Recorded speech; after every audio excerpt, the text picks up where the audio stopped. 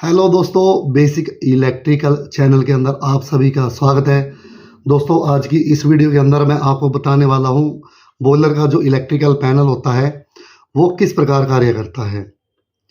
क्योंकि मेरे कुछ भाइयों ने कमेंट किया था कि हमें बॉयलर के जो कनेक्शन होते हैं, जो उसके पैनल के, यानी कि मोबरी के कनेक्शन तो मैंने बता दी थे वीडियो के अंदर, जो उसके पैनल के कनेक्शन होते हैं भी जरा वो हमें ज़रा अच्छी तरह से समझाएं। तो इस वीडियो के अंदर मैं आपको बताने वाला हूँ स्टेप बाय स्टेप कि पहले मोटर कौन सी चलेगी, दूसरी मोटर कौन सी चलेगी और क्यों चलेगी, उसके बाद तीसरी मोटर कौन सी चलेगी, वो किस लिए चलेगी। तो इस वीडियो के अंदर मैं आपको अब बताने वाला हूँ। तो लीजिए वीडियो शुरू करते हैं। ऐसा है, शुरू में जब आप बॉयलर के पैनल को जब स्टार्ट करते हैं, आप चाहे उसे ऑटो में ऑन कीजिए या मैनुअल के अंदर ऑन कीजिए, ठीक है। जो गेज ग्लास है, ठीक है, जो कांच की नली होती है मोबरी के पास, उसके अंदर पानी 25% से ज़्यादा होना चाहिए। अगर 25% से कम पानी होगा तो आपके बॉयलर का पैनल नहीं चलेगा। इंडिकेशन शो करेगा एक्स्ट्रा लो लेवल वाटर का। और 25% से जब पानी कम होगा गेज ग्लास का, तो उससे क्या होगा कि आपकी कोई भी मोटर नहीं चलेगी, आपका पैनल काम नहीं करेगा। कम से कम 50% पानी उस गेज ग्लास के अंदर होना चाहिए, तब आपका बॉयलर का पैनल चलेगा। अब मैं आपको बताता हूं कि कनेक्शन स्टेप बाय स्टेप कैसे होते हैं। शुरू में मेन सप्लाई तो एमसीसीबी के अंदर ही आई होती है, आप सबको पता ही है। लेकिन जो बॉयलर के पैनल है, इलेक्ट्रिकल पैनल है, उसके अंदर जो कंडक्टर लगे हैं वो सारे सिंगल फेस के होते हैं। और सिंगल फेस की सप्लाई शुरू कहां से होती है? एक सिंगल पोल की एक एमसीबी लगी होती है। बॉयलर का जो इलेक्ट्रिकल पैनल होता है सबसे ऊपर लेफ्ट साइड में ही, लगभग जिस पैनल के बारे में मैं जानता हूं मैं उसी की बात कर रहा हूं, लेकिन कनेक्शन होते लगभग सारे ऐसे ही हैं, सेम। तो जो सिंगल फेज की सप्लाई है, सबसे पहले सिंगल पोल की जो एक एमसीबी होती है उसके अंदर जाती है। वहां से सप्लाई बिल्कुल सीधा जाएगी ऊपर, जो आपका प्रेशर स्विच लगा होता है। बॉयलर का जो ड्रम होता है स्टीम वाला, उसके ऊपर आपने देखा होगा कि एक प्रेशर स्विच लगा होता है कि जब स्टीम बन जाएगी 150 के नज़दीक, तो उसके बाद प्रेशर स्विच का क्या काम होता है, वो सभी मोटरों को बंद कर देगा। अगर 150 से ज़्यादा स्टीम बन गई है तो वो सारी मोटरों को बंद कर देगा। तो सबसे पहले सप्लाई जाती है प्रेशर स्विच के अंदर। प्रेशर स्विच से सप्लाई, मतलब कि सीरीज में लगा होता है प्रेशर स्विच, और उसके अंदर होता कुछ नहीं है, एक स्प्रिंग सा लगा होता है, और जो भाप है, जो स्टीम है, वो नीचे से धक्का मारती है, स्प्रिंग दब जाता है, और ऊपर एक स्विच लगा होता है, एक पत्ती लगी होती है। तो शुरू में तो पत्ती ऐसे जुड़ी होती है, ऐसे ये आपस में जुड़ी हुई है। यहाँ की सप्लाई इधर चली गई है और आपने इसको सेट किया है प्रेशर स्विच को 150 पे। 150 के ऊपर जब जैसे स्टीम बनेगी तो ये पत्ती ऐसे ओपन हो जाएगी। ये क्यों होगी? इसके नीचे स्प्रिंग लगा हुआ है, एक पत्ती लगी हुई है। जैसे स्टीम बनेगी ओवर, वो स्टीम इसको ऊपर की ओर उठा देगी। और जैसे कुकर होता है ना हमारा, उसके अंदर हमने पानी भरा होता है, चौल उबालने के लिए रखे होते हैं, या पानी इसके अंदर भरा सब्जी के लिए, जैसे स्टीम बनती है उसकी जो सीटी है ऊपर की ओर नहीं उठ जाती है, ऐसे ही जो स्टीम है वो ऊपर की ओर उठा देगी इस पत्ती को। और प्रेशर स्विच की जो पत्ती शुरू में एनसी होती है, शुरू में एनसी होती है वो, उसके बाद जैसे 150 के बाद स्टीम बननी शुरू हो जाएगी तो उसके बाद उसकी पत्ती ओपन हो जाएगी, यानी कि वो एनओ पॉइंट बन जाएगा। अब सबसे पहले मेन सप्लाई गई सिंगल पोल की एमसीबी के अंदर, और वहां से सप्लाई उठकर गई प्रेशर स्विच के अंदर। फिर प्रेशर स्विच से सप्लाई उठकर जाएगी सीधा मोबरी के सबसे नीचे वाले एक्स्ट्रा लो लेवल वाटर वाले एनओएनसी स्विच के अंदर, यानी कि मैग्नेट स्विच, मोबरी स्विच जो सबसे नीचे वाला होता है, जो हमने सेट किया होता है कि गेज गिलास के अंदर अगर 25% पानी होगा तो वो मोबरी स्विच काम करेगा। उसके अंदर सप्लाई दी होती है। और उसके बाद वहां से तार को उठाकर एक सप्लाई इसके अंदर चली जाती है, और दूसरी ओर से उठाकर, शुरू में वो स्विच एनसी होता है, जो मोबरी स्विच का स्विच होता है, शुरू में वो एनसी होता है। उसके बाद जैसे ही सप्लाई वहां से उठकर नीचे की तरफ जाती है, और पैनल के अंदर या तो आप कंडक्टर का भी, एक बार मैं फिर से आपको समझा दूं कि शुरू में मेन एमसीसीबी पर सप्लाई आ गई 3 फेज़ की, वहाँ से एक फेज़ उठाकर सिंगल पोल के एमसीबी पर फेज़ गया और वहीं से फेज़ उठाकर फिर आगे बॉयलर का जो स्टीम वाला ड्रम होता है उसके ऊपर एक प्रेशर स्विच लगा होता है। प्रेशर स्विच के अंदर वो सप्लाई जाएगी। प्रेशर स्विच सीरीज में लगा है, वहाँ से सप्लाई उठकर फिर मोबरी के सबसे नीचे वाले एक्स्ट्रा लो लेवल वाटर वाले जो मोबरी स्विच होता है उसके अंदर सप्लाई जाएगी। फिर वो एनसी होगा शुरू में स्विच, वहीं से सप्लाई जैसे एक तार में आई है सप्लाई स्विच में, ठीक है, मोबरी स्विच के अंदर, और फिर दूसरे मोबरी स्विच की दूसरी तार से हमने एक और तार उठा ली है और वो तार जाएगी बॉयलर के इलेक्ट्रिकल पैनल के अंदर एक कॉन्टैक्टर के ऊपर कि वो कॉन्टैक्टर ऑन हो जाए। जी हाँ, वो कॉन्टैक्टर उसका A2 तो डायरेक्ट न्यूट्रल है और A1 पर वो सप्लाई गई हुई है जो मोबरी स्विच से सप्लाई होकर गई है। मोबरी स्विच भी सीरीज में लगा हुआ है। अब वो कॉन्टैक्टर ऑन हो गया ना, ठीक है। उस कॉन्टैक्टर के ऑन होने के बाद उस कॉन्टैक्टर के L1 पर एक सप्लाई और देनी है हमने उसी एमसीबी से उठाकर, सिंगल पोल की एमसीबी से उठाकर, और L1 दूसरी और जो L1 है उस कॉन्टैक्टर का वहाँ से सप्लाई उठाकर आगे देनी होती है। मैं कॉन्टैक्टर बोल रहा हूँ, हालांकि लोग इलेक्ट्रिक रिले का इस्तेमाल करते हैं। दोस्तों, इस पैनल के अंदर जो फीड पंप की मोटर का जो स्टार्टर बना होता है मोबरी स्विच का होता है, वो आईडी फैन और एफडी फैन और एयरलॉक और साइक्लोन की मोटरों का स्टार्टर अलग होता है भी, उसका सर्किट तो अलग है, और फीड पंप की मोटरों का अलग होता है। तो जो मैं बता रहा हूँ आपको वो बता रहा हूँ सिर्फ आईडी, एफडी, एयरलॉक और साइक्लोन की मोटरों के बारे में। तो अब कनेक्शन मैं आपको बता रहा हूँ कि कैसे होंगे, ठीक है, कि वो कॉन्टैक्टर ऑन होगा। कई पैनल के अंदर जो एक्स्ट्रा लो लेवल वाटर वाला होता है ना मोबरी का, शुरू में वो एनओ होता है और बाद में एमसी होता है। शुरू में एनओ होगा और कॉन्टैक्टर के ऊपर उसकी सप्लाई गई होगी। जैसे ही एक्स्ट्रा लो लेवल वाटर होगा वो एनओ स्विच मोबरी का जो सबसे नीचे वाला है वो एमसी हो जाएगा, जिससे वो कॉन्टैक्टर ऑन होगा और उस कॉन्टैक्टर के एनसी पॉइंट से सप्लाई लेकर आगे दी गई होती है, जो आगे मैं आपको अब बताने वाला हूँ कि इन्होंने ऐसे पैनल बनाया होता है। क्योंकि मैंने जो मोबरी स्विच की वीडियो बनाई है उसके अंदर मोबरी स्विच को मैंने एनओ पॉइंट के हिसाब से समझाया हुआ है, लेकिन इस वीडियो के अंदर मैं आपको एनसी स्विच के हिसाब से समझा रहा हूँ, क्योंकि ज़्यादातर ये वाले कनेक्शन होते हैं जो मैं आपको बता रहा हूँ।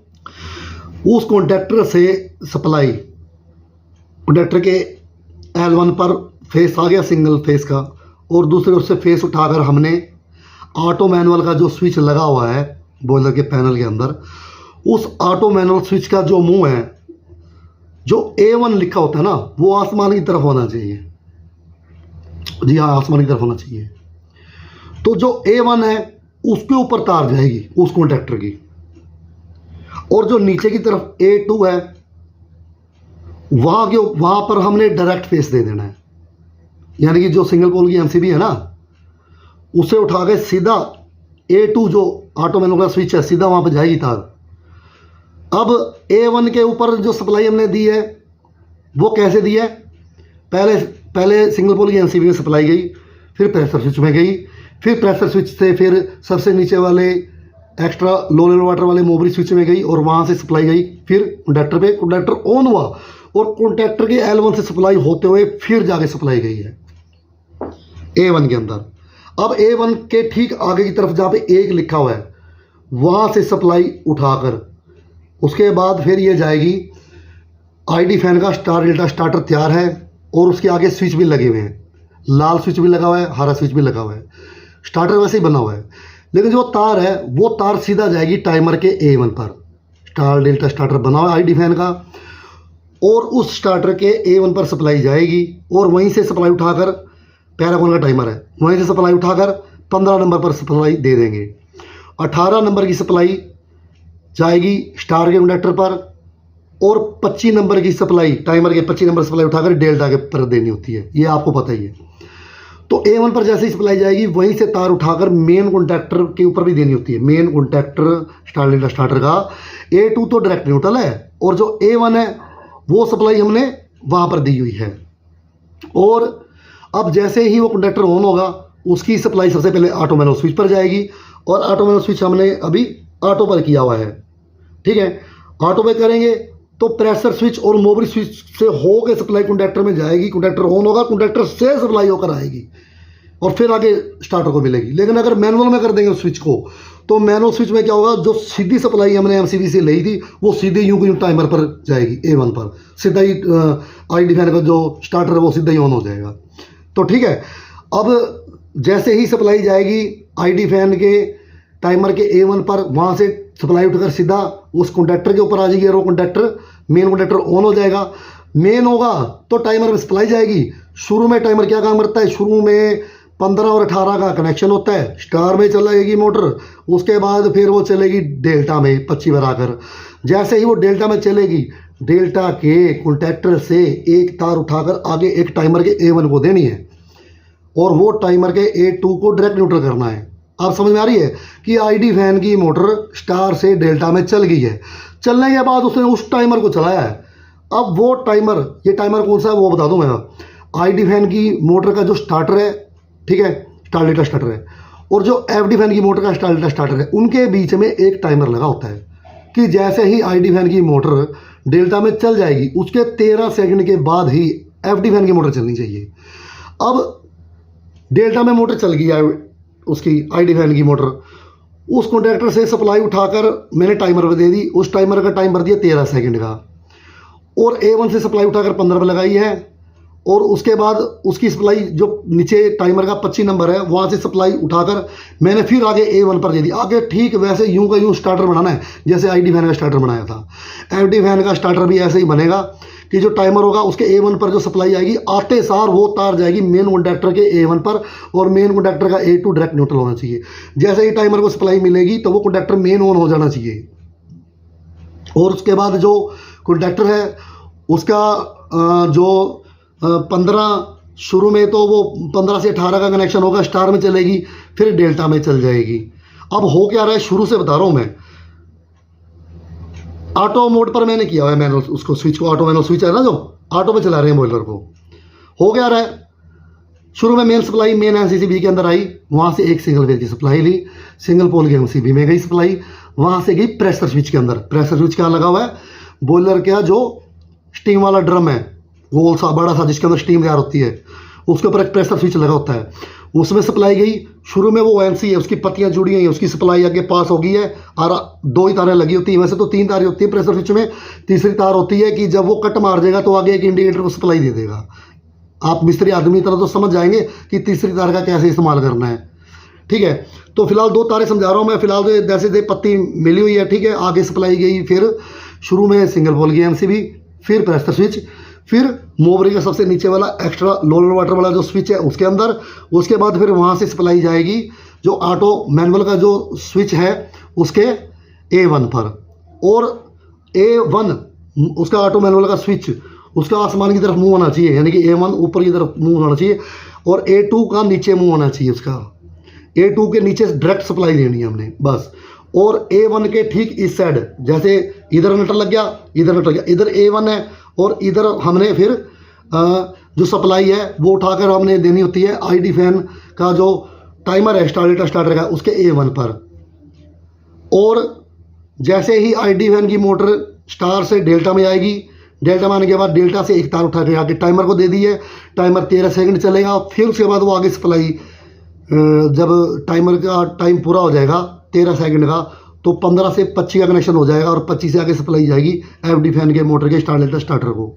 अब जैसे ही एफडी फैन की मोटर का स्टार में चल के फिर डेल्टा में चलेगी, तो आगे फिर आगे जो डेल्टा का कॉन्टैक्टर है उसके आगे से सप्लाई उठाकर आगे फिर एयर लॉक होगी, और ये साइक्लोन की मोटरें होगी राखी वाली जो बॉयलर पे होती है, आगे उनके स्टार्टरों पर देनी होती है। और उनके स्टार्टरों के कहाँ देनी होती है, जो लाल कलर का स्विच होता है, लाल रंग का एनसी, और हरे रंग का एनओ स्विच होता है।